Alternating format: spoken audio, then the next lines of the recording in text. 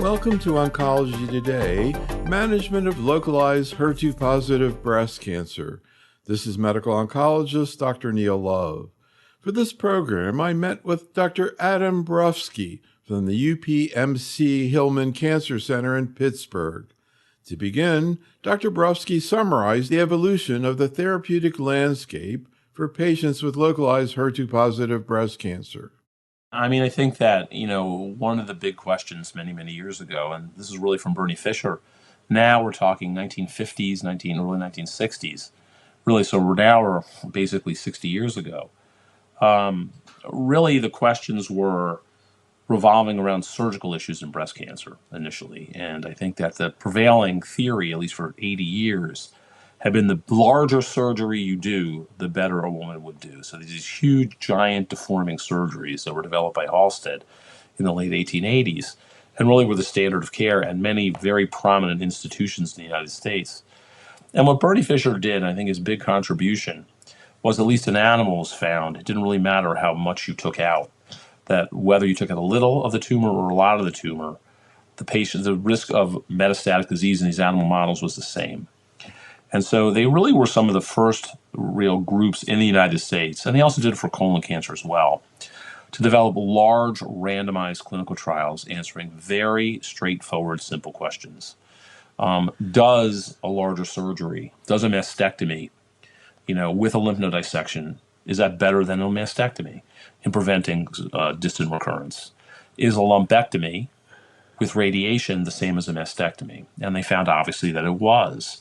That were really killed people with distant recurrences in a very well-designed, well-done, randomized clinical trial. And I think it's really interesting that, over the years, there have been several analyses. Don Barry, a statistician, a very well-known statistician, presented, I think, at either Ask or San Antonio, probably about a decade ago, the incremental progress that had been made. And when you really added it up, through randomized clinical trials, women who maybe had a 50% chance of 5-year survival on average went up to about 85%, 85%. And that was all through randomized, consecutive, slow, randomized clinical trials, asking one question or another. Before you continue, I just maybe reflecting back on, kind of what you just went through, because I think really that issue of, mastectomy versus breast conserving surgery was part of the bringing randomized trials to oncology in general. And that was like a war. It was a war. First of all, convincing people, not just surgeons, of the importance of doing randomizations versus historical controls, but actually insisting on doing it and actually getting it done, which really ushered in modern oncology in general, I think. It did. And we'll get into other parts of modern oncology as well in the systemic, when we kind of talk a little bit about this, because it does have some historical parallels, what we're doing now in breast cancer, in HER2-positive breast cancer. But yeah, I think that really, Norm Walmark and Bernie and the rest of them, really, I think, it was radical at the time to actually ask, very prominent surgeons that you would go to, I'm not going to name names, but very prominent institutions in the United States, that really were involved in promulgating the radical mastectomy, and more surgery was better. Really, it was a real paradigm shift. It's what happens when there are paradigm shifts in medicine. There was just intense disapproval, and people don't realize how it was right before my time. I really started in the mid 90s, but this is the mid 80s, 70s. It was an enormous amount of fighting, but there was a paper, a very classic paper published in 1985, that showed NSCBP-B06 that lumpectomy, breast conserving surgery with radiation was equivalent in terms of overall survival. And disease-free survival. And the data are the data. It was a randomized trial. And I think people still resisted it for a while, but you can't resist a randomized study that was well conducted, and it really changed the paradigm. I think it took a little bit of time, but it changed the paradigm. And it was really driven a lot, to be honest with you, by the patients. The patients realized this. Women realized this. Women started with breast cancer. It wasn't suddenly this huge deforming surgery that you had to hide from people. And then all of a sudden women started coming out, very prominent women, talking about their own experiences with this. And I think the breast cancer community, women in particular, the advocacy community, said, wait a minute, this isn't right. They're offering us now less deforming surgery. that gives us the same outcome, we really should advocate for that. And I think that's what happened. It was everything. It was all the things that happen now in oncology. I think we're started with those randomized clinical trials in the NSABP. So I want to kind of point towards major nodal points along the way in terms of localized disease and get your thoughts also about what happened in 2005, because that was the time Right. that we first saw adjuvant trials, including a big Sure. NSABP trial. ASCO Sure. actually was in Orlando that year. That was before they I actually remember. came to to Chicago, and it also was preceded too by the work on the overview with Richard Pito and his group, starting to Yeah. establish how to do trials, how to get power in trials, survival in trials, et cetera, et cetera. Right. And then we had the adjuvant trastuzumab papers. Any thoughts to that moment in time, and Yeah. kind of what you were thinking then, Yeah. I and mean, how it there's a played lot to out? talk about. I could talk for hours about it, but I'll try to distill it into a couple paragraphs. The first thing was that I think what people found when we started doing adjuvant therapy for breast cancer, which is an idea that had been around since about 1980, been pioneered at the NCI by George Canellis and Craig Henderson. And we had a lot of smaller studies that had incremental benefit to it, but it wasn't statistically significant. And I think the Oxford groups really real contribution to this was to really apply very rigorous statistical techniques to meta-analyses to really show the benefits of various interventions. And I think that really changed the field quite dramatically in terms of adjuvant systemic therapy for breast cancer. That really ushered in the era of that. I mean, prior to the early 90s, it was hit or miss. I mean, they were not even giving tamoxifen to postmenopausal women or premenopausal women with node-positive breast cancer. I mean, that's even chemotherapy. There were NCI consensus conferences in the early 90s where they weren't doing it. But anyway, I mean, so that's kind of that part. But I think the other part that's really important to understand, I'm old enough, that when I was a fellow, we didn't have trastuzumab or anti-HER2 therapy. In fact, when I first came to Pittsburgh, we were part of the original trials for metastatic disease. I think we put about 25 people on that study. We just missed being one of the named authors on the original papers in the metastatic setting. But I was at the meeting, actually, where they showed the data with Larry Norton and Dennis Slayman in Orlando. It was actually in Orlando also in 1997. And we just couldn't believe it when we saw this, that a monoclonal antibody actually improved survival in metastatic disease. It was just outrageous. It was amazing in a randomized trial.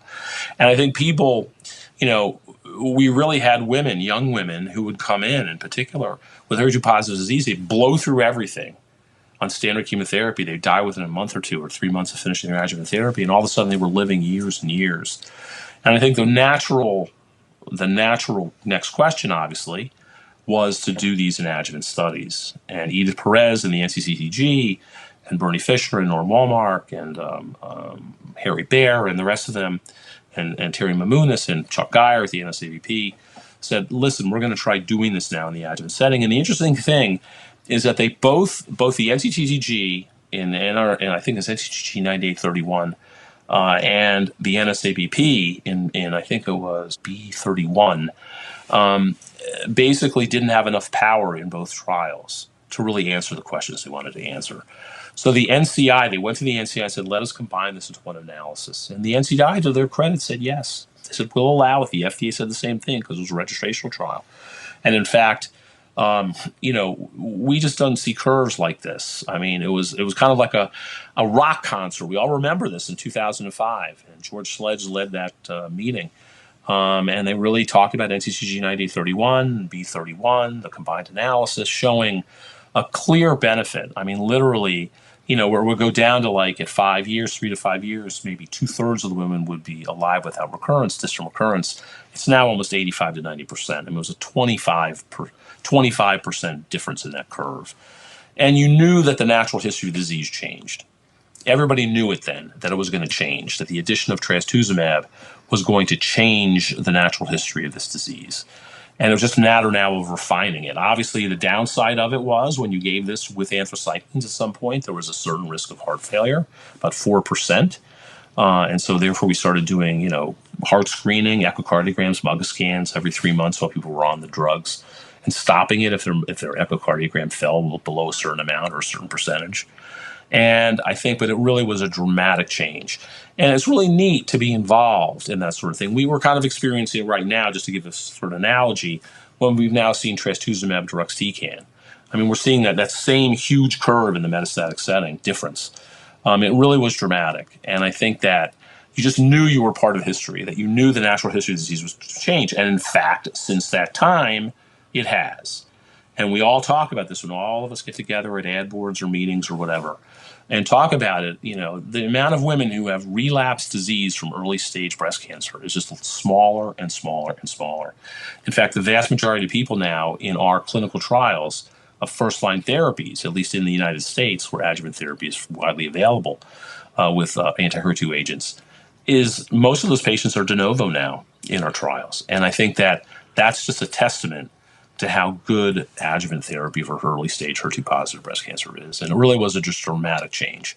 You had to, it's one of those things you always will remember in your you remember I was a junior attending. I probably was like 5 or 6 years into the business at that point. And I'll always remember that meeting. Yeah, I will too. And actually, I want to bring you up to another, I think, important nodal point. I was just flashing on the fact that you mentioned George Sledge, who ran that session where all these trials are presented. And I wanted to do I think we were doing tapes in those days. I wanted to do an interview with him. The only time he could do it was like 5 a.m. the next day. So we picked him up. And the thing I wanted to ask him, though, it was one of the most listened programs we've ever had. But the thing I wanted to ask him was he going to give it to node-negative patients? And he said, absolutely, right then and there, the day after. The other thing I want to ask you about, because I kind of want to bring it up to the present, but a key point beyond that, initially there were trials, I think Bernie Fisher, in fact, had the hope that using neoadjuvant therapy in some way was going to be better than the exact same treatment post-op. And of course, B18 and other data showed that wasn't the case. And in a way, it was kind of disappointing until December 2019, when it all started to make sense with the Catherine study. And all of a sudden, you had a model that even to this day, I'm not sure you see outside of breast cancer. Yeah. Well, I think the real issue of post-neoadjuvant therapy, I think that one thing that post-neoadjuvant therapy did do, it allowed us really to test the hypothesis that adding more or a different agent was important. I think NSABP B27 was clearly a classic trial where they had a higher pathological response rate to giving AC followed by docetaxel. But the issue and the reason survival was modestly different if you look at the long-term outcomes. If you're premenopausal and had a PCR to the eight cycles of therapy, you did slightly better, but it wasn't really as dramatic as we thought it would be. I think it still at least introduced the concept of using pathological response as an intermediate endpoint, which has been of mixed value going forward. I think the issue really is that you needed for post-neoadjuvant therapy. So the whole idea behind neoadjuvant therapy, as you know, is that you want a PCR. If you get a pathological complete response, the one thing the trials clearly showed, regardless of how many cycles of therapy, B18, B27, what they showed, if you had a PCR, pathological complete response at surgery, your prognosis was better than everybody else's. You had about 90%, distant disease-free survival at 5 years, and even it's held up to almost 10. So that was the one major thing to come out of those trials. The other thing is, and the problem though, is that we really didn't have effective therapy for those people who, and we still to this day, to be honest with you, triple negative breast cancer, don't quite have effective therapy for the people who do not have a pathological response. This is why probably it hasn't worked in other tumors yet, because we probably don't have incredibly effective therapy for people who don't have a PCR. And I think if that therapy is developed, we'll see the signal, I think, in the metastatic setting first, and then, like we're doing in breast, push it back to the post-neoadjuvant setting. And that's what happened with Catherine. Clearly, TDM1 was better than lapatinib and capecitabine in the Amelia study, which was, again, a study that was presented in 2012. And it led to a survival advantage. And there was a trial called Teresa that was not second line, but actually third and fourth line metastatic HER2-positive breast cancer. And that led the NSAP investigators to ask the question, if there is disease left after neoadjuvant therapy for HER2-positive disease, because the standard at the time was either ACTH or TCH, There was no pertuzumab in those days. And the thing is that they said the question was, we now have effective therapy for people who've progressed through THP, or TH actually, in the metastatic setting. Maybe if we put that in the post-neoadjuvant setting, it'll result in a survival advantage. And as you know, that's exactly what happened. And but I guess the key here, though, neoadjuvant therapy and using neoadjuvant therapy as a biomarker is only as good as the post-neoadjuvant therapy you have. And that's always going to be the problem with any biomarker. And that's why I'm kind of a little skeptical about ctDNA and some of these other things, because we don't know if you have the bad biomarker, if we really have effective therapy that influences that natural history after that. That's our problem. But we have Catherine to help us out, at least show us that at least the concept, if we have an effective therapy in the post-neoadjuvant setting, then we likely will affect the natural history, making neoadjuvant treatment a reasonable option. So I want to actually let you go through the slides that you prepared in the case as well to get into more granularity about the post-neoadjuvant space, so to speak. And as part of that, as I was mentioning to you, it turns out that our CME group actually did a survey 5 years ago. Matter of fact, you were actually in the survey. And we conducted a similar survey now in the last week of their usual practices as regards to localized disease, and in particular, what numbers they give to patients. Because you can argue about whether the risk-benefit ratio is appropriate or helpful to a patient or presented to a patient. But we were curious for patients who want numbers, because that's kind of what you get down to with adjuvant therapy, what numbers people were giving to patients and then how they were making their decisions.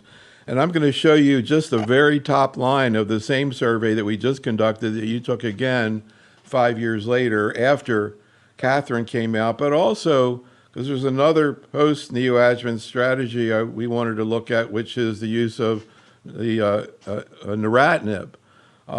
And, you're going to go through some of the data there, but that's another thing that we asked about 5 years ago because the data was out there in terms of whether people utilized it, how they utilized it, and whether or not in various situations related to receptors or risk of recurrence, what they did. So first, we're going to let you kind of go through the data, and then we're going to take a look at at least what investigators seem to be doing right now, and then we'll finish out where things are heading. It's interesting you mentioned MRD. We talk about that all the time, as you can imagine now. Like breast cancer is kind of getting it later than a lot of the other ones. But in one of the trials in progress that I was going to ask you about, a phase 2 single-arm open-label trial of TDM1 and neratinib for HER2-positive breast cancer with molecular residual disease, the CAN-HER2 MRD study. So maybe that's part of where things are going to be. There are a lot of really cool trials. Obviously, TDXD and tucatinib are moving up also. But it'll be interesting to talk at the end here about where things are heading. So with that, why don't we just go ahead and go through the data that you put together on the slides.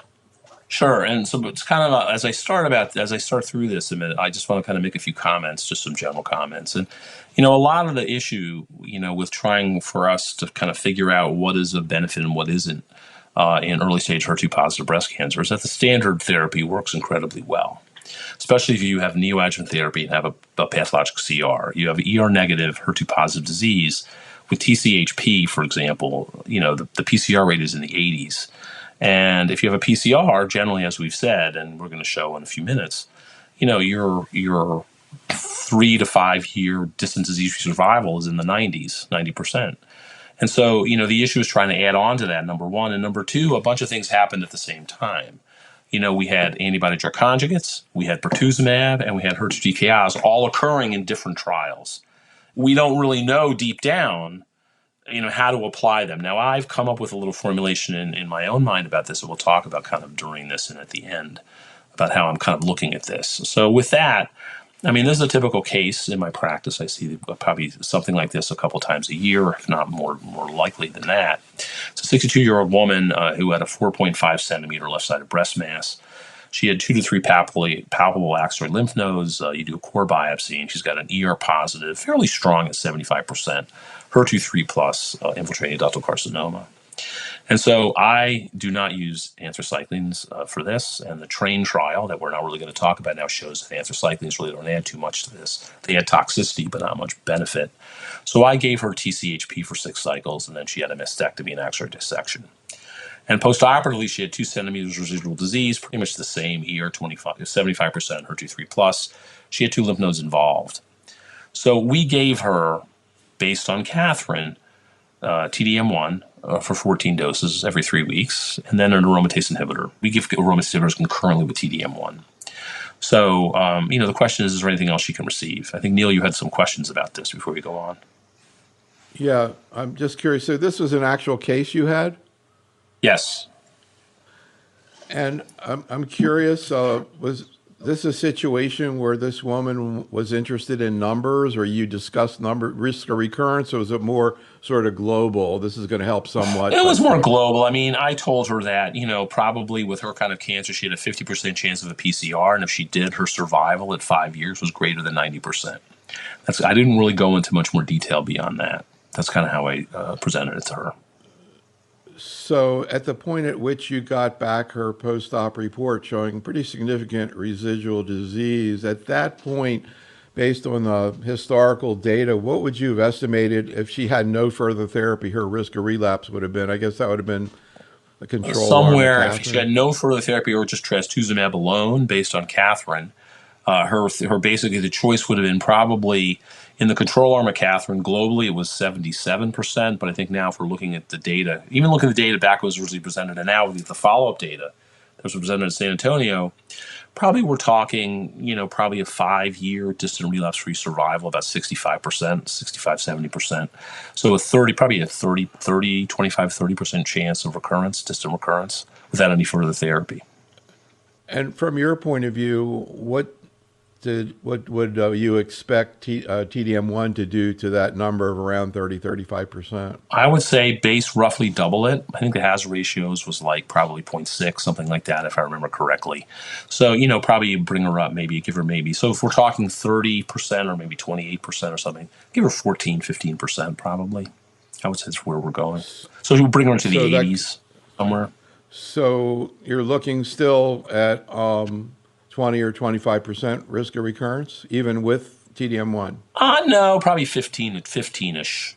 I'd say 15-ish is what I would quote. Okay, so 15, yeah, 15, 16. And from your point of view, how would post-adjuvant neratinib affect that number? What you're saying is about 15 that's a good question. In your mind.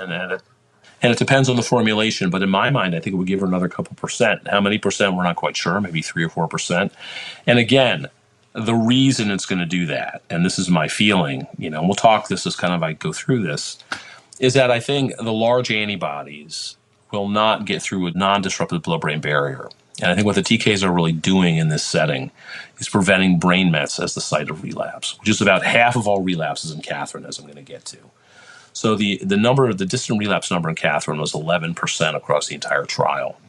5.6% of patients on the TDM1 arm developed brain mets as the site of first recurrence. So that's half of the first recurrences were in brain. And I think that's where the TKIs are going to help us. That's my view. And I think there's some limited data, very, very, very limited data from some of the trials I'm going to talk about in a minute. But I think that's where the benefit is going to be from these agents. I don't think it's going to be really systemic. It may be systemic. It may add some systemically. We don't know. But I really suspect a lot of it's going to be preventing the brain mets. So, we do look at those numbers, and then I guess all this is kind of based on trials and hazard rates, et cetera. But when you look at her residual risk of relapse, which you said you think is around 15%, would you apply a hazard rate of 0.6, 40% reduction since she's ER positive to that with neratinib? Maybe I would think more in absolute terms. And in absolute terms, it's about 4 or 5%. I think it's about right. I would do that. Yeah, no, I would quote her that. Yeah, I would say about 4 to 5. Relative. Relative I would say risk. I would say relative about 0.6. It's hard to know because, again, the trial Extenet that we're going to talk about was done in an era where no one got TDM1. Right. And so we don't know, but I think that it's a reasonable, if you believe that the majority of that benefit of that hazard ratio is going to be preventing brain metastasis. And we don't know that. So we want to know in Catherine, which we don't have, unfortunately. We don't have the data showing where those relapses were in the long-term follow-up. We do in the original one, about half of them. So if you assume it's really going to reduce the risk of those substantially, that's where a lot of that 0.6 is going to come from, I think. So really interesting. All right, well, let's go through the data with Catherine as well as Sure. Extenet. And, one of the things that we did in the survey and that we do in general, I just want to clarify to people watching or listening to this, is a lot of times what we say to investigators is just, we know there's not a perfect number. We know there's not perfect data, but what would you say to a patient, maybe an educated patient, who asked for you to give your best estimate of what that number is? So we understand that you won't know, it's not scientifically proven, but on the other hand, at some point you have to have a number in your mind in order to, figure out a risk-benefit equation. So Right. I'm going to kind of keep that in mind as we go through these slides. Sounds good. So anyway, let's go on. So this is the Catherine study, and I think that people, I think, are very familiar with this, but if they're not, they're patients who had prior neoadjuvant therapy, had to at least have 6 cycles and a minimum of 9 weeks of trastuzumab. And if you had any residual invasive tumor, it could be as low as T1A, which is less than 5 millimeters.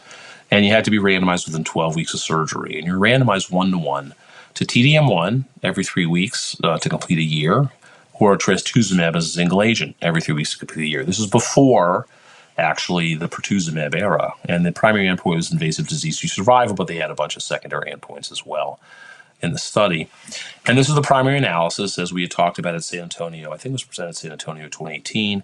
This is data actually was presented by Chuck Geyer when he updated it, but this basically was kind of, I think, presented at San Antonio late 2018 with a cutoff of July of 2018. But you can see here, there was an 11% improvement in invasive disease-free survival with kind of a hint of an overall survival benefit that wasn't significant.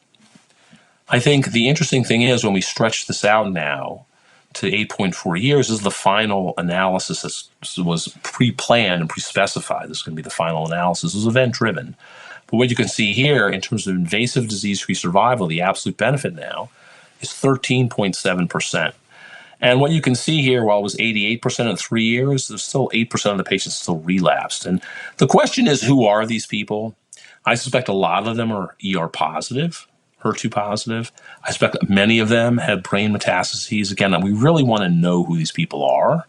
And hopefully the NSABP will at least do some follow-up analyses of these data. Even though this is the final survival analysis, the hope is that we get some more data, at least on the types of metastases that happen, because that will help us a lot when we do this. And I think what was really important here is looking at invasive disease-free survival, looking at the actual subgroups, because I think there's a lot of question, specifically in these groups with a residual disease of less than 1 centimeter negative axial nodes. And the feeling was, wow, these patients do so well. Why do they really need another 14 doses of TDM1? We get, arthralgias, you can get LFT abnormalities. Why do it? But in fact, if you look at the invasive disease-free survival, with trastuzumab alone, it's 77% roughly versus about 86%. So there is a benefit of about 9% here, which is similar. And the benefit really occurred regardless of age. As you can see here, the patients that were N3 did worse. They still even did worse, believe it or not.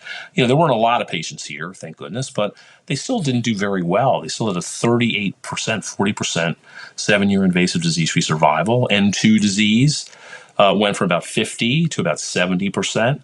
N1, which is the patient we had talked about, went from about 37 roughly percent risk of recurrence to about probably a 22% risk of recurrence. So you got about 11% out of it.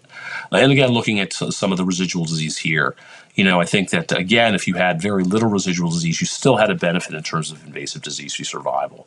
And that's really the important one, because we have these debates in tumor boards all the time for these people right here who are N1A, N1, T1A, T1B, T1 Mike, they still had a benefit here, at least in terms of disease-free survival.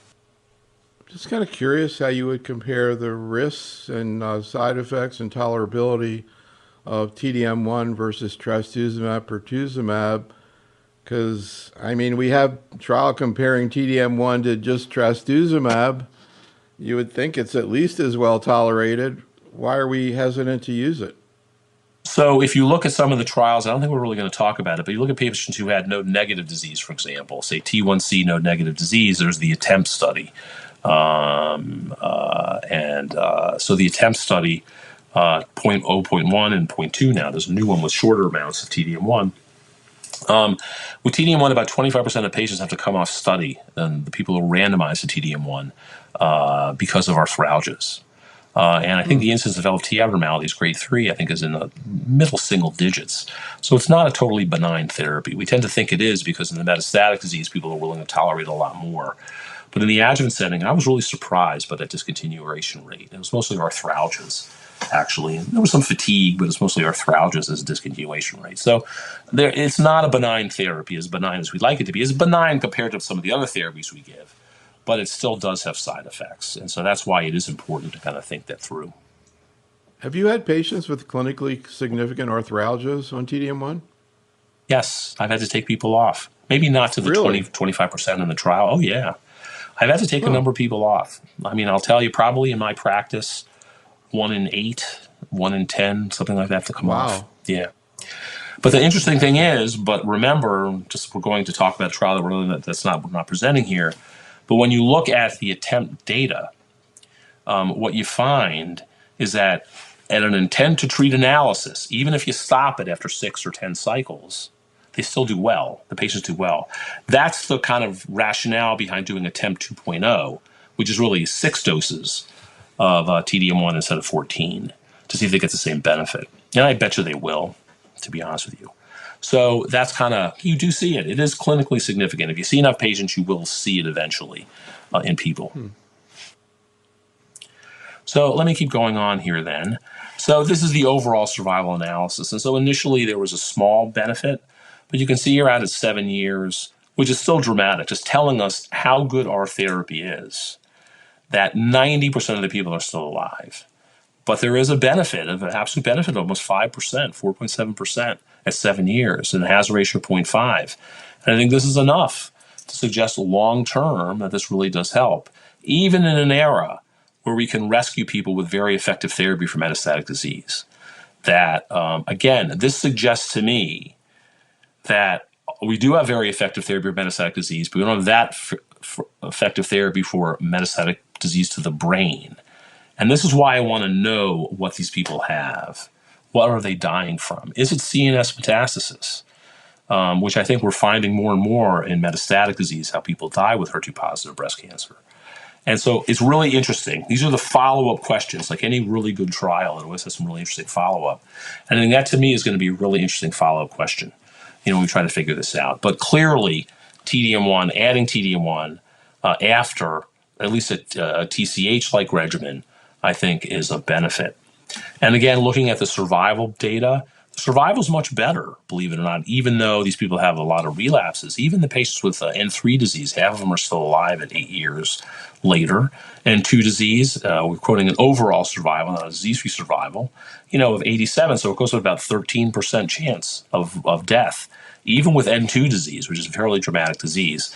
But what I want to focus on is this, is that, again, these are the patients with this N1A, less than a centimeter disease, no nodes positive. Even just getting trastuzumab, the overall survival is 93% versus 92%. What it didn't show is the distant disease-free survival. And I suspect that the distant disease-free survival, and I forgot to show this, is not that substantially different between these two arms. That's why the survival is so high. And so even though you may be preventing extra local recurrence in that very, very low-risk disease afterwards, you're not preventing distant recurrence. So the debate is still going to rage about whether, if someone has minimal residual disease after neoadjuvant therapy, should we, like T1A, T1B, should we be giving TDM1 or not? And I think that is going to keep going back and forth. I think he asked Chuck Geyer, he says yes. And Chuck happens to be one of my partners now at Pitt, and so we have this conversation at Breast Tumor Board all the time. And I think that it's a reasonable question. But the data are the data. You're preventing invasive disease-free survival even this far out. Now, the reason I say this is what people got in the follow-up. This is why the survival really is much better than the overall survival and the relapse-free survival. You can see here, in the trastuzumab-only arm, again, this is not a lot of people getting DXd, but a lot of people got TDM1. A lot of people got pertuzumab. A lot of people got TKIs. And I think that, this to me is kind of why a lot of these drugs, especially pertuzumab, have a survival advantage in the metastatic setting. TDM1 does too, when it wasn't given in the adjuvant setting. So I think this is kind of erasing a little bit of that. Notice that not that many had DXd. That was only 1.8%, very few. And so I think the more DXd that we have, I think these numbers would even come even closer together because DXd really has a substantial survival advantage there. Now, this is what I wanted to focus on a little bit. Then we went back and looked at Catherine, a bunch of us who were investigators on Catherine. And we asked the question, really, where were patients relapsing? This is really important. And it turns out, distant relapse-free survival was about 10.5%. But when you divide it into where the relapses occurred, 5.9%, or roughly half of that 10.5% was in the CNS. And this is kind of consistent with the idea that at least in an intact blood-brain barrier, these drugs can't get through the blood-brain barrier. And so the CNS is a sanctuary site. And going back to oncology, you asked me to kind of talk about oncology going way, way back to the real beginnings of medical oncology as a specialty, really came from multi-agent chemotherapy in pediatric leukemias in the 1970s. And they made huge leaps going from single-agent to multi-agent chemotherapy. But why did the kids die? Because they had sanctuary sites, the brain, the testis. And when they figured that out, suddenly the survival went up into the 90s. And I think we're seeing the same thing in HER2-positive breast cancer. I think that we're kind of getting to the point where the systemic disease, at least in the early setting, is taken care of extraordinarily well. And the hope is that we have agents, hopefully TKIs, at least in this case, that may reduce the risk of recurrence in those sanctuary sites. And so that's the whole idea, at least in my head, of where we're going. And that kind of explains a little bit and sets the stage a little bit for neratinib. And why is neratinib different? Well, neratinib is different than lapatinib in two ways.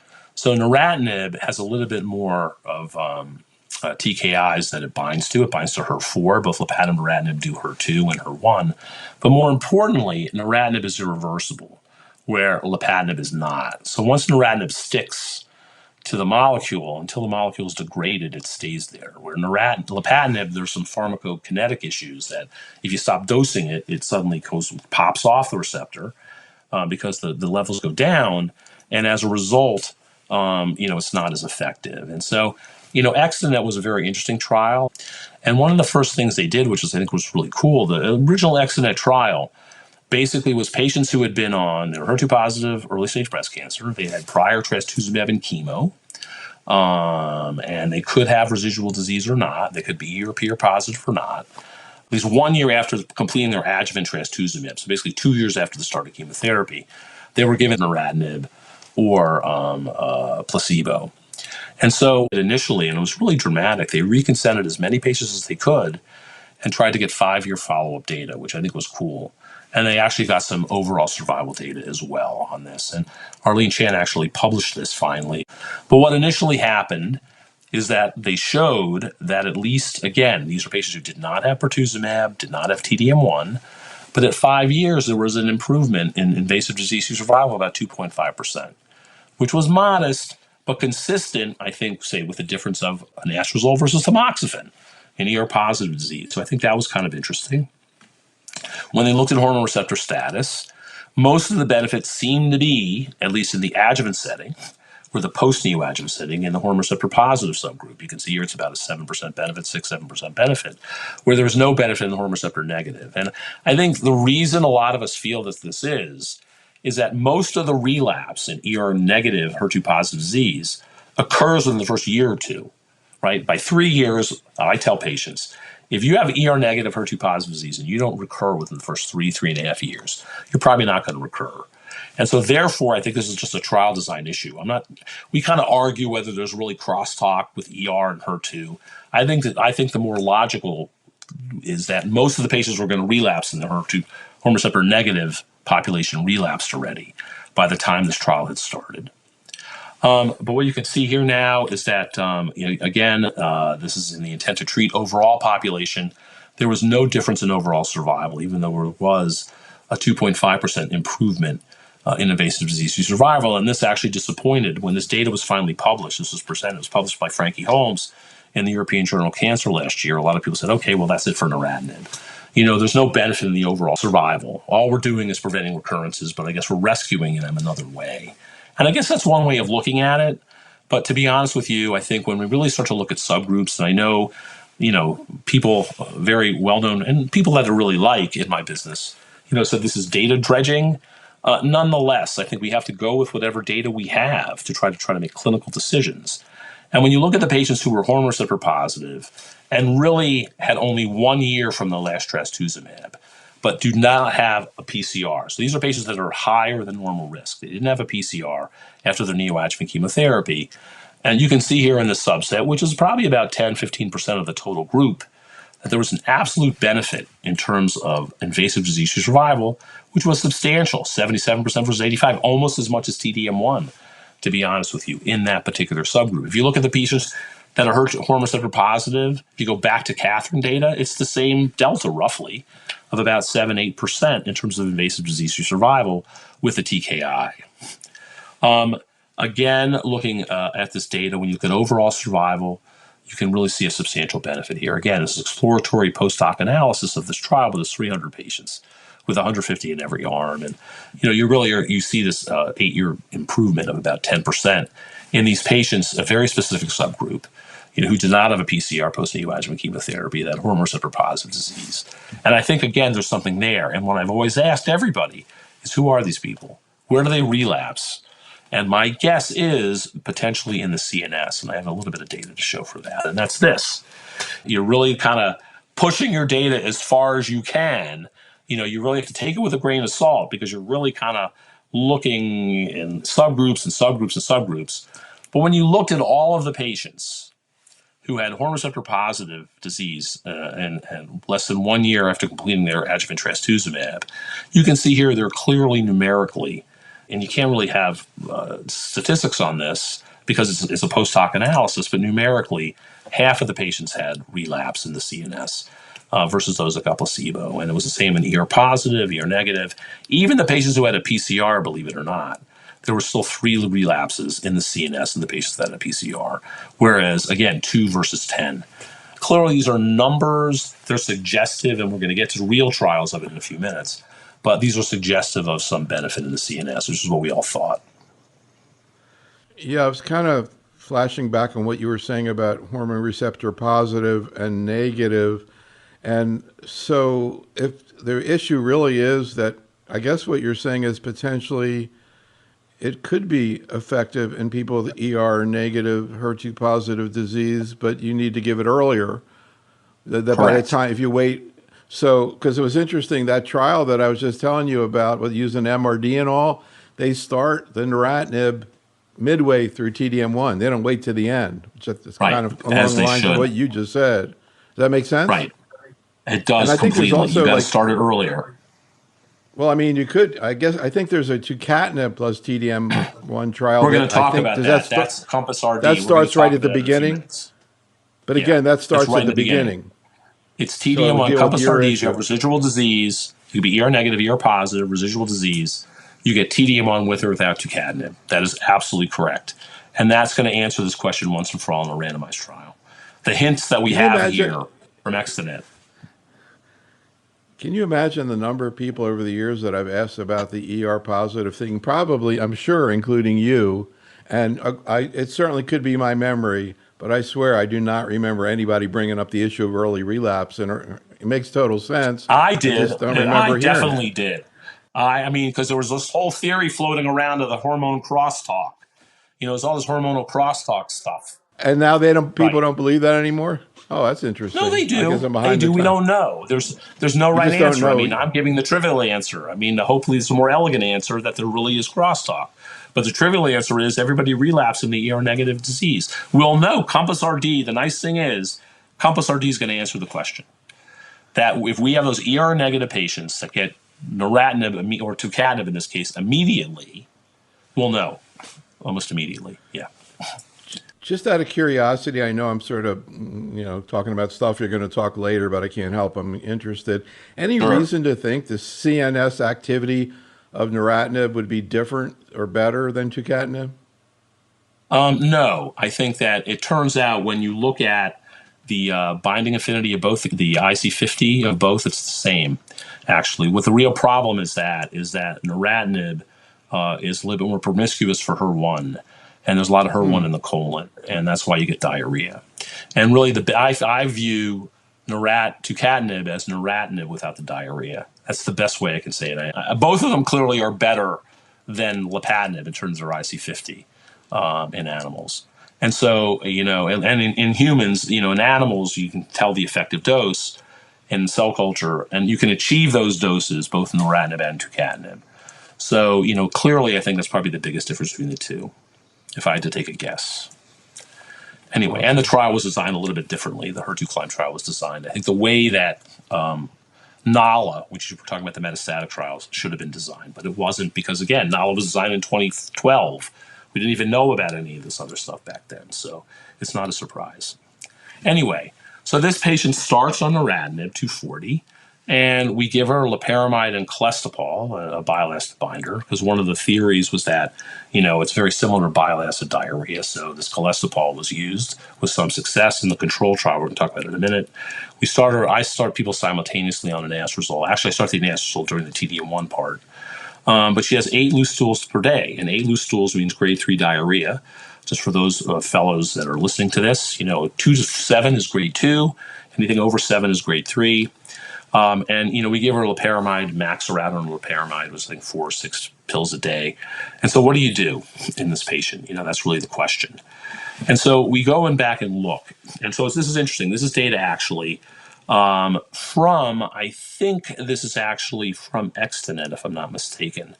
Or it maybe is Extenet. There's also a bunch of trials that were done in the metastatic setting, like NALA.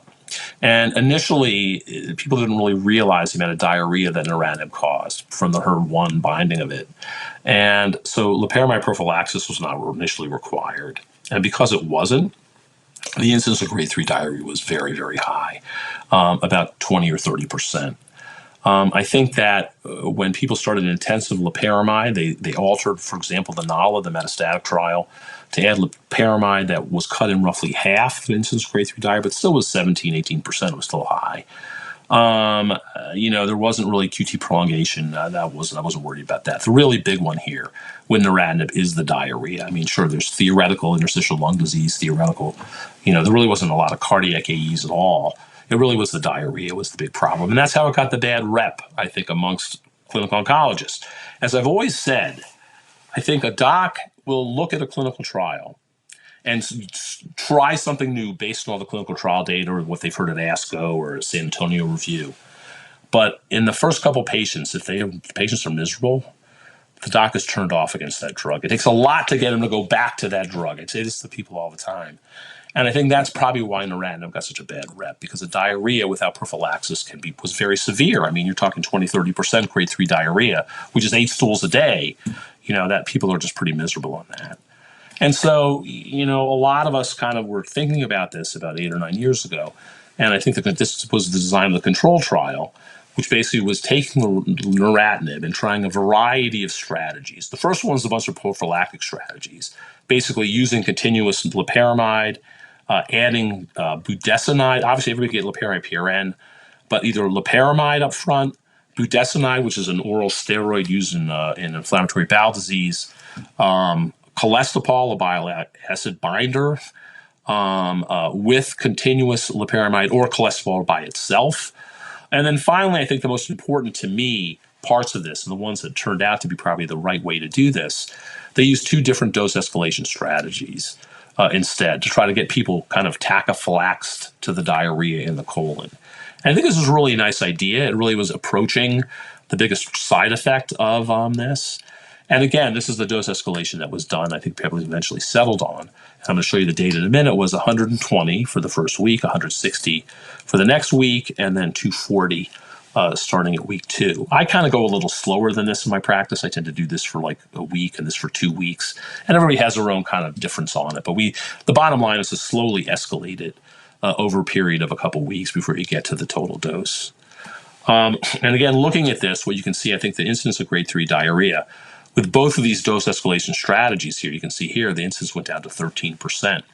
And to be honest with you, when you look at the data from HER2 Climb, 02 and 01, the incidence of diarrhea for grade 3 is still about 10 or 15%, believe it or not. It's maybe a little bit shorter, but I think that the cumulative incidence of days of diarrhea of grade 3 was 2.5. The number of dose holds were less, discontinuations were less. And I think people have really settled now on this dose escalation strategy, because if you dose, budesonide probably is okay.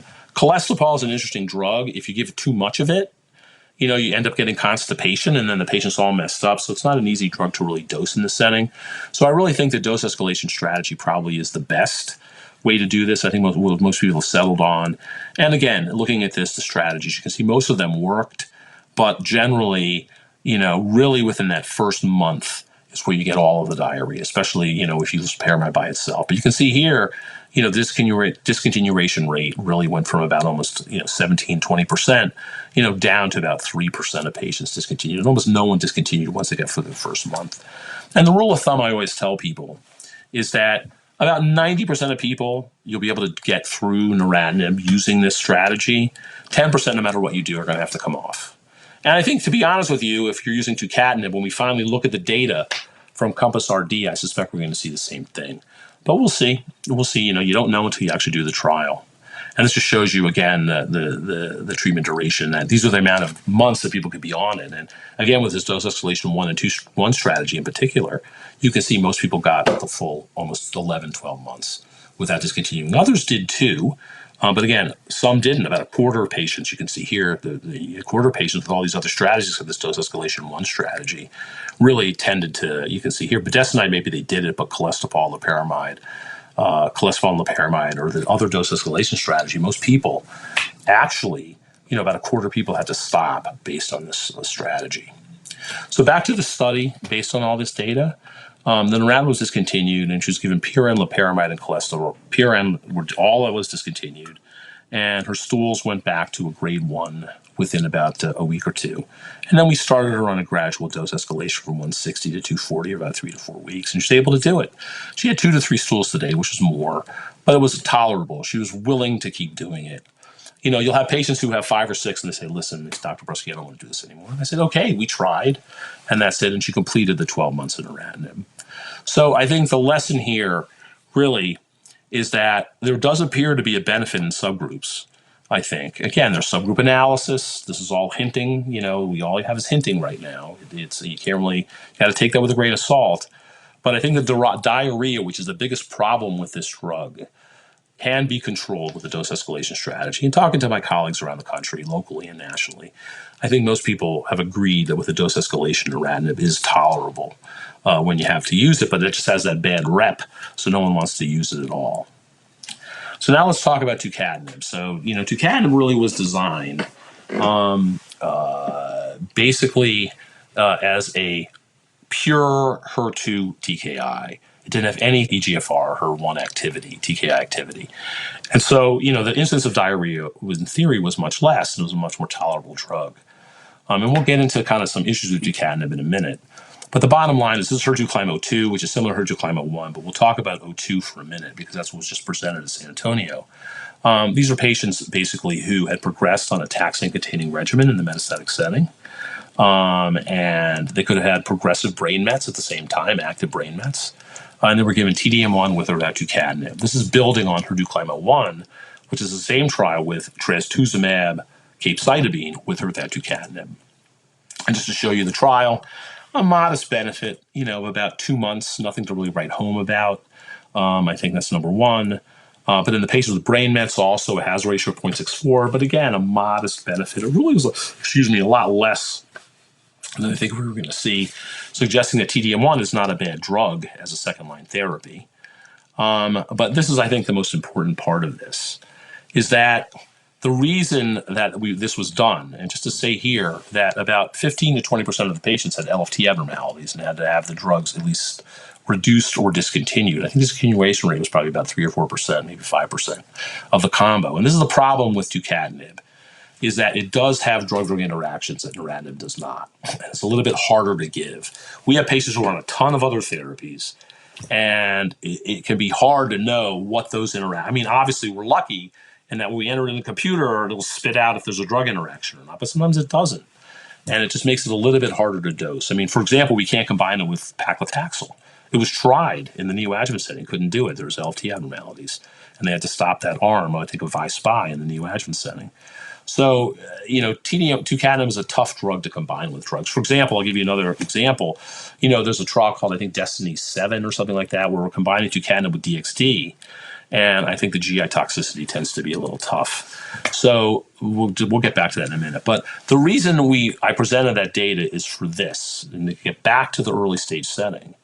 And that is, you can see here that you've got these CNS recurrences on trastuzumab and T-DM1 that are about 5 or 6% of the patients right in here. And the hope is that if you can somehow prevent brain metastases, these will be cut in half, hopefully. That's the idea, be the kind of Compass RD. I think Compass RD is just about finished accrual.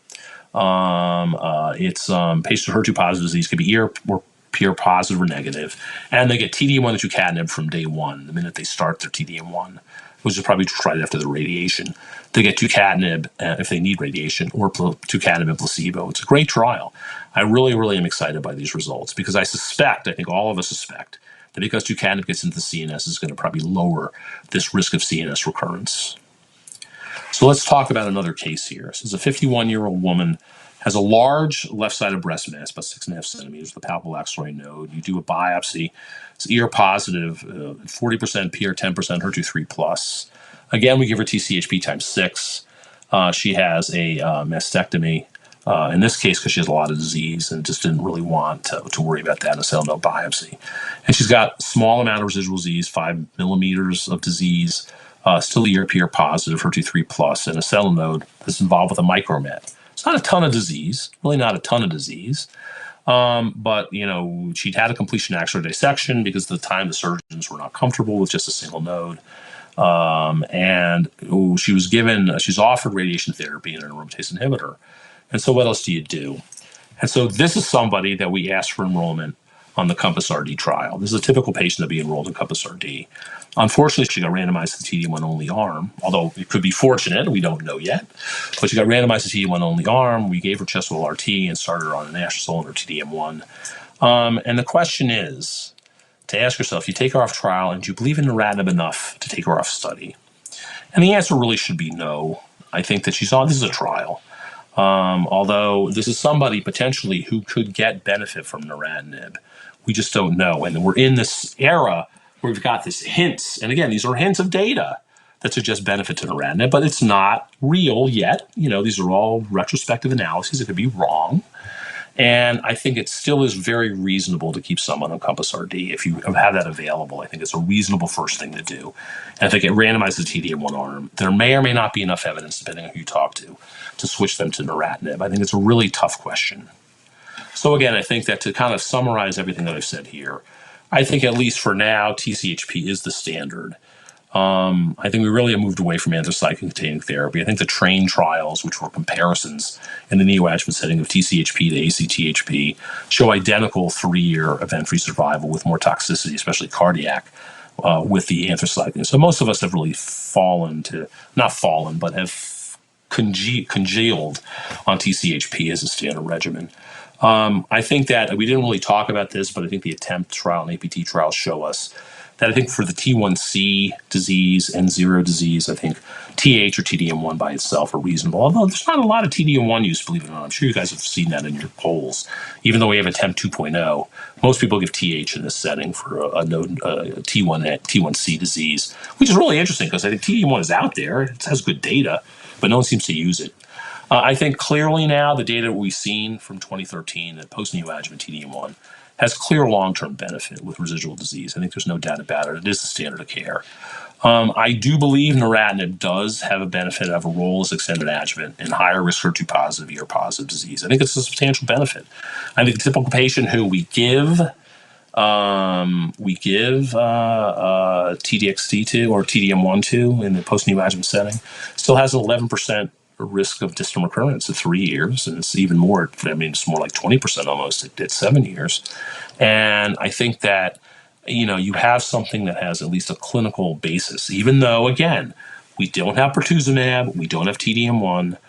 And we're going to have to kind of argue, as you said, you said to me initially, what do you do as someone who does a lot of this in the absence of data? This is just my way of interpreting it. It may be wrong, it may be right, but I think neratinib does have something there. But clearly, I think Compass RD is going to answer the question once and for all. But the problem, of course, is that we have another trial called NSCB B60, otherwise known as Destiny Breast 05, which in the same setting gives TDM1 versus TDXD. So residual disease, it has to be a little higher risk residual disease. You have to have node positivity to get on the study now. And so they're looking for a higher risk disease. But if you have nodes that are positive in the post-neoadjuvant setting or were present before neoadjuvant chemotherapy, you go on B60. I think it closed, it finished accrual. But the thing is that in that trial, it's TDM1 versus TDXD. And so we're going to have two trials that are announced roughly at the same time, without a TKI that may present CNS recurrence. So we're going to have B60, which is a different ADC, and we're going to have the addition of a TKI. And what happens if they're both positive? What do we do? Let us hope they're both positive so we can have that decision. But that really is, I think, where the cutting edge of this business is right now. So I wouldn't be betting against TDXD in terms of efficacy, but have they reported on ILD yet? No, I don't. They haven't. I think they'll hopefully will report some toxicity at some point. The NRG is I think this is mostly an NRG Foundation study, if I'm not mistaken, and they're very careful about how they do their reporting. And I think they wait for very specific times to report their endpoints. So I don't know if they're going to, if there was obviously a safety signal, they would have stopped the trial. If there was too much ILD in the experimental arm, I think they probably would have halted the trial. I know they have an independent DSMB. I'm sure that would have stopped. The trial just closed to accrual a couple months ago. So, and it's probably been open for a couple of years, a year or two. So I think a lot of people have already had it by now. And if they saw a huge signal, I think they would have closed already. So thankfully, with intense monitoring, I suspect, hopefully there's not that much, really bad, like grade 2 or 3 or 4 ILD in the experimental arm. So, I guess you can make the argument that not a lot of practice-changing data of huge note has come out in the last 5 years, but seems like it's very likely that in the next couple of years, maybe we're going to have another big shift. But let's just take a look at where things are today, particularly compared to 5 years previously. We gathered quite a few investigators, and a number of them had took the survey, including you, in 2018. So the centerpiece for this current survey, we asked a bunch of questions about how people ameliorate toxicity, et cetera, et cetera. But the thing that really is the centerpiece of it is essentially 4 clinical scenarios. Now, it's interesting that when we did this in 2018, we had like almost all the scenarios we were presenting were adjuvant. We had a couple of neoadjuvant, but then Catherine came out and everything changed. But here, we still are looking at the same basic post-neoadjuvant, gross subsets. So we tried to break it out into path CR, significant residual disease, and let's say modest or minimal.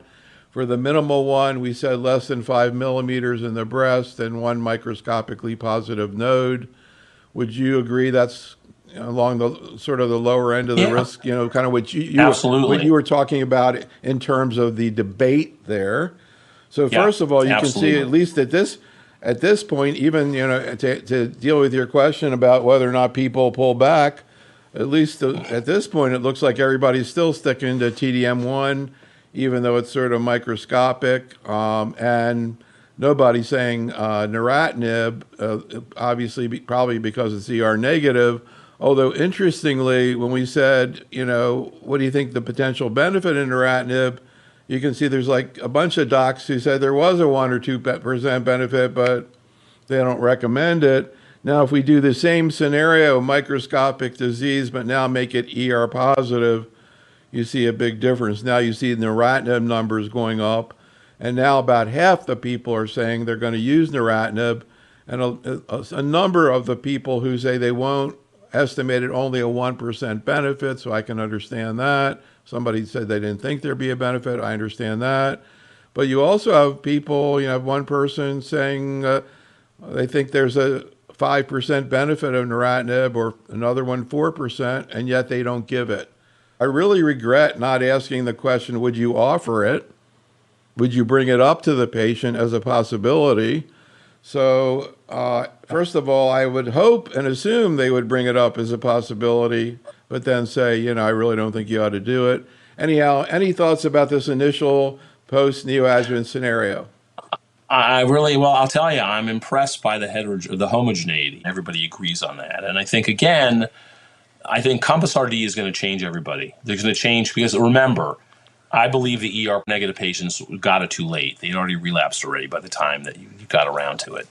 But in this case, I think this is a very reasonable thing. They're estimating 3 to 4% on average. If you average that neratinib column up, it's about probably 4%, 3 to 4% when you put it over everybody. And I think given a 3 to 4% benefit, with not a lot of data, I think a lot of people are concerned. The reason they're TDM1 only people may have been for the benefit, but that 5% person may have said, listen, it may be 5%, but we're in a data-free zone where patients have had TDM1 and pertuzumab, and I'm not 100% sure, and I really want to commit someone to that kind of dose escalation and possible diarrhea for a year.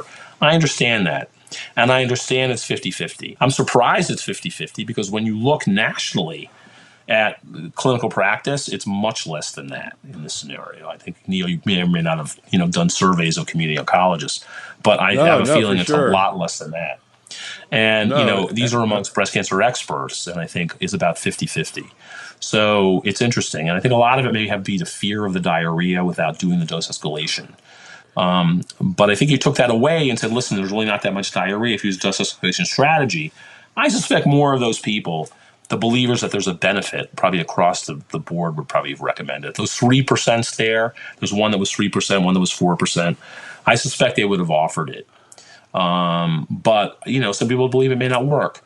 And until we get that randomized Compass RD data, we're just not going to know the answer. But I think this is reasonable.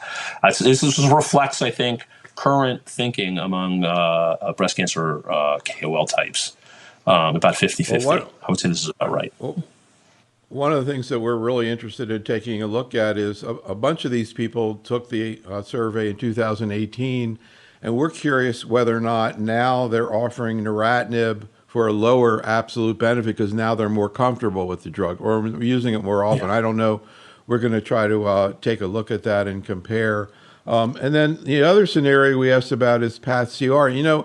When you think about it, even though Catherine was a fantastic advance, it actually really only improved the outcomes of about half of the people who get neoadjuvant therapy, right? Correct. That is exactly right. You still get people who get brain mets. That is right. So the other thing I would say as well. Right. So I would also say if you believe in the, we just did a project on clinicians, doctors and nurses, particularly oncologists and oncology nurses who have cancer and how they look at it. Just out of curiosity, we've been looking at that. But one of the issues here, now when you talk about neratinib, again, I'm not aware of any life-threatening problems. You theoretically can stop treatment. A lot may be potentially inconvenient. You gave the figure around 9 or 10% risk of relapse. That's roughly what we see. In terms of the risk over on the left, you see people saying with PathCR, several people say 15 or more. If I could reduce 15% by 40% hazard rate, like you were saying before, that would be 3 or 4% for non-lethal. I don't think it's out of the question to bring it up to the patient, but I guess people aren't doing that. Yeah, see, the thing is that I think the absolute benefit to pertuzumab in this, I don't know what benefit we're really getting out of another 6 months of pertuzumab, to be honest with you. I think many of my colleagues may have overestimated that. That's why I think I put 0 there, because I'm not sure the addition. I think most of the benefits coming in the neoadjuvant setting. But nonetheless, whatever you believe in it, you believe in it. But I think clearly most people believe there's not much of an additional benefit in PCR. Well, Compass RD really isn't PCR. It's not going to help us, unfortunately. But on the other hand, I think that this isn't surprising. I think the short answer looking at all of this is that with the standard of care, a PCR really brings you into almost the 90s in terms of your risk of recurrence. And in terms of lack of recurrence, it's just survival. And neratinib, while it may add a little bit, doesn't add a ton. But again, if the Compass RD shows that most of the metastases that are being prevented are brain mets, I think that will drive some people to using TKIs even after PCR. So here is the data on a significant residual disease, ER negative. Again, people generally not thinking that neratinib is going to add very much, but now we add ER positive. And you see actually more than half of people saying neratinib. Yeah, I wonder what's going on nationally with that, because I don't know to what extent people, you mentioned this thing about, people try something once or twice. So I don't know, the control message has been out there for a while. Maybe people are kind of listening. This is another thing that's interesting. So as I mentioned, this thing 5 years ago, all the cases were adjuvant because Catherine hadn't come out yet. We didn't know it was coming out. But we did have a 2 positive node case 5 years ago. And, occasionally you see this, right? A patient presents with a small tumor, you get a big surprise at surgery, they've got positive nodes. So when we presented this, and, there you're looking now at adjuvant therapy. And again, we said ER negative, and people are not saying much about neratinib, but yet now when we say ER positive in the adjuvant situation, you see people talking about more benefit and using it. As you said, Extenet was done in the prior to Catherine, so it's kind of hard to put this all together, but any thoughts? Yeah, I think that this is the Extenet patient. I think you're still going to get a benefit to the TKI over and above the addition of the pertuzumab. I think that, again, it's a different mechanism of action, non-cross resistance most likely. This inhibits the TKI internally, where pertuzumab inhibits the dimerization and getting the two domains together. So yes, I think that there is a benefit to it. Again, people are concerned because of the diarrhea, the bad rep it has with diarrhea in people's hands without prophylaxis and dose escalation. So here's some other questions we asked, I think maybe reflecting people's perspectives. How many times have they used post-adjuvant neratinib? A couple of people say 0, and other people have used it a lot. Also interesting, a little bit of heterogeneity in terms of starting dose. I take it that you're starting with 120? Yeah, I do 120. Even though it's 160 on the label, I start at 120. And I think generally people tolerate it. And you were talking about ctDNA, and I was kind of flashing on what would happen if you did ctDNA just prior to starting neratinib. That trial I was telling you about, I think they do it either post-op or they do it earlier. But, of course, you can order it now. That doesn't mean that you know what to do with it, but and a lot of people in breast cancer are saying they're not even going to do it until they see more data. I'm going to guess you're in that camp. Yeah, we need a de-escalation trial. Unless a patient brings it up to me and says, listen, I really want to do this. People are doing all sorts of stuff. I've had a person who did the whole body MRI recently, for $2,500. I don't know what to do with that data. And she wanted to do it. She flew down to Miami, actually. I don't know what to do with this data. That's what I tell women. I say, listen, if it's positive, what am I supposed to do with it? And if it's negative, what does it mean? Maybe because everybody a false sense of assurance. I don't know. But until we have a therapy we can act on, either an escalation or de-escalation decision, I don't know what we're doing with it yet. Well, that's why I was thinking about it 5 years. I have no idea whether you'd see a positive ctDNA at 5 years, but I was also wondering about what happens if you look at ctDNA and people getting endocrine therapy, after 5 years, do they become positive? And, right. So in other words, when you stop the dormancy, when the tumors come out of dormancy, they have circulating DNA. Yeah. That's a great idea. But the question will be, okay, to come out of dormancy, what do you do? So there is a trial right now of using a CDK4 and an AI in those patients who've come out of dormancy, apparently, to see. And what happens when you normalize the ctDNA? No one knows. We know it's bad, but we don't know necessarily if normalizing it is good yet. So I want to ask you about some of these trials that are going on. This one is particularly interesting to me because I don't know if I mentioned to you, I was contacted by there's an advocacy group for lobular breast cancer. They contacted me about doing I've some heard of them. Yeah, education. Steffi Osterreich at our institution is a big basic scientist. Right, that's right. Yes. Right. Yeah. And the thing is, I sort of understand that, everybody tells them, oh, you have ER positive, HER2 negative disease. And then they go look it up and they go, yeah, but it's this and this. And why aren't there trials just looking at lobular? This is one of the first trials I've seen focused on lobular, I guess, because you see HER2 mutant for some reason in these patients. Yeah, it's higher. So normally it's about probably 2 or 3%. In lobulars, it's over 7 to 10, between 7 and 10%, depending on the trial. So it's about triple that of all comers. So yes, it does seem to be concentrated. And in fact, it is a sign of poor prognosis in lobular if you're HER2 mutant. So for a higher risk of relapse. I remember that Dr. LaRusso brought up HER2 mutant at the HER2 low presentation a couple years ago at ASCO. Have you seen anybody with breast? You see it's common with lung. And in fact, TDXD is given for HER2 mutant in lung, but what about breast? Right. Breast, it's not that common. Again, it's all comers 4 or 5%. You got to screen about a couple hundred people to get maybe 10 or 15. That's the problem with all these studies. This concludes our program. Special thanks to Dr. Brufsky, and thank you for listening. This is Dr. Neil Love for Oncology Today.